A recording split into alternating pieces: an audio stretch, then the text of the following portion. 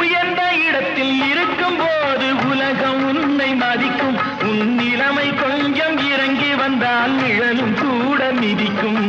உயர்ந்த இடத்தில் இருக்கும் போது உலகம் உன்னை மதிக்கும். உன் நிலைமை கொஞ்சம் இறங்கி வந்தால் நிழலும் கூட மிதிக்கும். மதியாதார் தலைவாசல் மிதிக்காதே என்று மானமுள்ள மனிதனுக்கு அவ்வை சொன்னது. அது அவ்வை சொன்னது, அதில் அர்த்தம் உள்ளது. பரமசிவன் கழுத்தில் இருந்து பாம்பு கேட்டது, கருடா சௌக்கியமா? யாரும் இருக்கும் இடத்தில் இருந்து